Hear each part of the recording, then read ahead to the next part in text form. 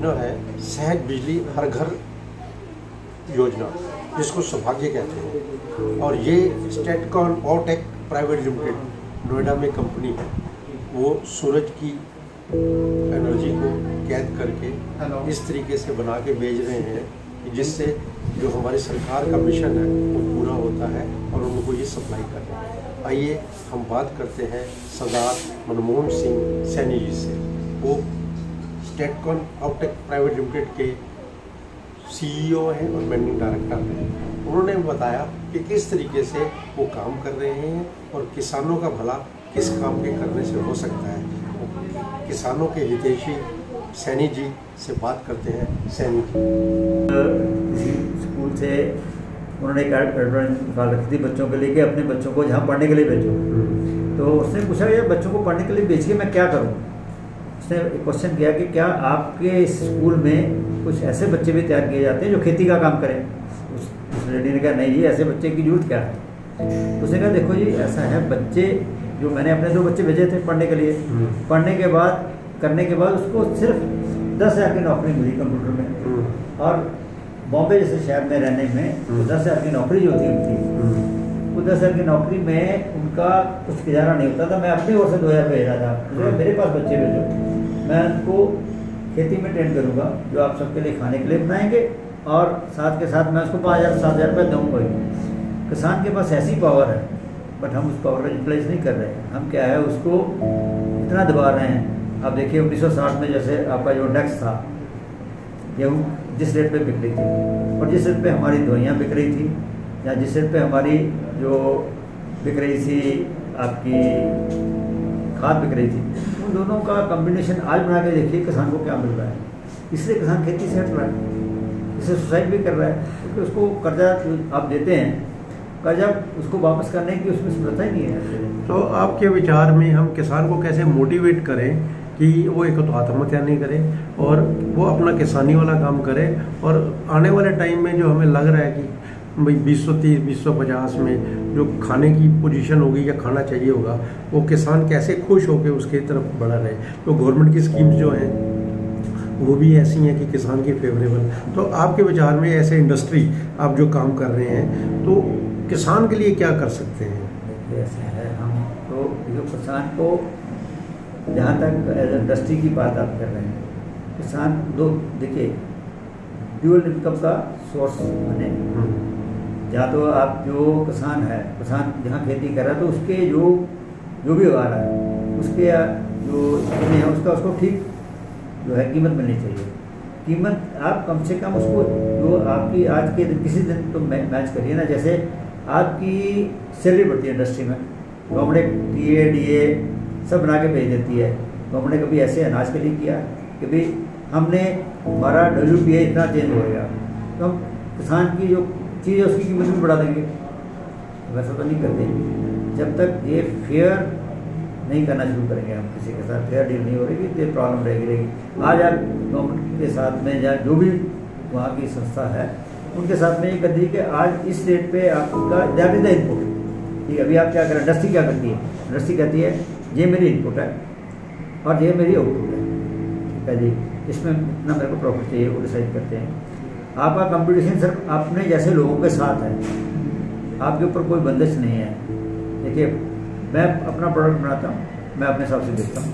ठीक है जी, आप अपना बनाते हैं अपने हिसाब से बेचते हैं। अगर मान लीजिए दोनों हम एक प्रोडक्ट बना रहे हैं तो भी एक लेवल तक ही कंपटीशन होता है, हम लॉस में नहीं बेचते। किसान को बहुत बार लॉस में भी बेचना है क्योंकि लगाने वाला कोई है और उसका कीमत निर्धारित करने वाला दूसरा है। किसान के पास कीमत निर्धारित करने का कोई हक ही नहीं। तो आपके विचार में जैसे आप अपनी इंडस्ट्री सक्सेसफुल चला रहे हैं, किसान ऐसा क्या करे कि उसको इस कंपटीशन में नहीं पड़े और उसको घाटे का सौदा नहीं करना पड़े। देखिए अभी क्या है, जो किसान डायरेक्ट बेचे, अगर वो ऐसा कर सकता है कि अपनी चीज़ को डायरेक्ट जाके बेच पाए, बहुत सारे किसानों ने ऐसा शुरू किया तो उसमें उसको तो पैसे बच सकते हैं। अदरवाइज अगर उसको किसी दूसरे के थ्रू जाना है तो उसके लिए ये भी है कि किसान को पहले तो सबसे पहली प्रॉब्लम क्या है हमारे देश में, किसान है अनपढ़, पढ़ा लिखा किसान है नहीं। तो सबसे पहले किसान को पढ़ाया जाए, उसको अपने हित के बारे में पता हो तब तो कर सकता है।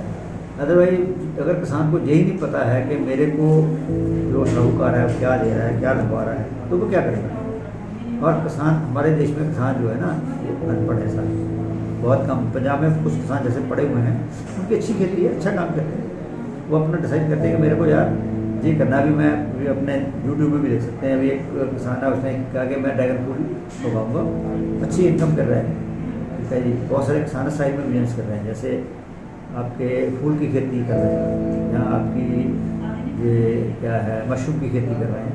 तो एक्चुअली क्या मल्टीपर्पज़ खेती होनी चाहिए, और किसान को ये भी बताना चाहिए गवर्नमेंट को कि जो आप कर रहे हैं। मैं आपको पंजाब की बताता हूँ सर, पंजाब ने बहुत सारा चावल एक्सपोर्ट किया, चावल नहीं एक्सपोर्ट किया एक्चुअली, पानी एक्सपोर्ट कर दिया। अच्छा, तो किसी पानी एक्सपोर्ट कर दिया ना पूरा साथ। आपने पंजाब में आज के दिन में मैं बताऊँ 320 फुट का लेवल है हमारे खेतों में, 320 फुट गहरा हो गया पानी। जबकि बचपन में मैं आपको बताता हूँ हमारे खेतों में क्या होता था, हम एक नाल लगा देते थे, सिर्फ कोई ट्यूबवेल कोई मोटर नहीं होती थी, उसको उसको बंद करके आते थे, खोल दिया ना तो पानी अपने आप निकल जाता।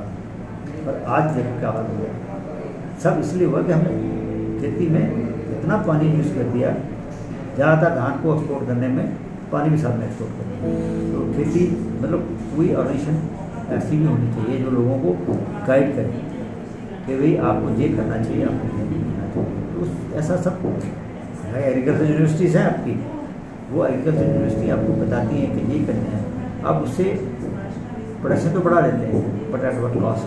अब जैसे पंजाब में पानी नहीं, पंजाब में क्या चाहिए आपको, मेरे सामने वो खेती होनी चाहिए जिसमें पानी कम लगे। तो कितनी ऑर्गेनाइजेशन है पंजाब में जो ये बताती हैं कि भाई आज के दिन में आपको गेहूँ बेचने की जरूरत नहीं है।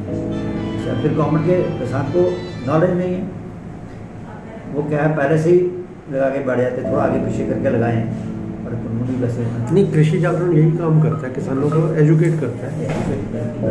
मान रहा हूँ कृषि जागरण एजुकेट कर रहा है, आपका योगदान जितना भी है वो बहुत सराहनीय है, but at the same time किसी कोई ऐसी ऑर्गेनाइजेशन होनी चाहिए जो जाके किसानों को पकड़ के सिखाए, पकड़ के बताए। ऐसी संस्थाएं बनाओ गांव-गांव में, भी आपको ये करना है, आपको ये ग्रोथ करनी है। मैं बढ़िया एग्जांपल देता हूँ, मैं अबू धाबी गया था, तो अबू धाबी आपको दिल्ली से ज़्यादा नहीं दिखेगा। उन्होंने क्या किया कि घास लगाई और उसमें पौधे लगाए। घास को पानी देते हैं तो घास में पानी रुका रहता है, इसलिए पौधा ऊपर हो जाता है। पौधे की छाया है इसलिए घास जाता है। तो ऐसा सिस्टम होना चाहिए हमारे लिए कि आपका जो किसान है ना, किसान को हम उसके लेवल पे जाके उसी की भाषा में जाके एजुकेट करें। आज के दिन में हम उसकी भाषा में एजुकेट करें।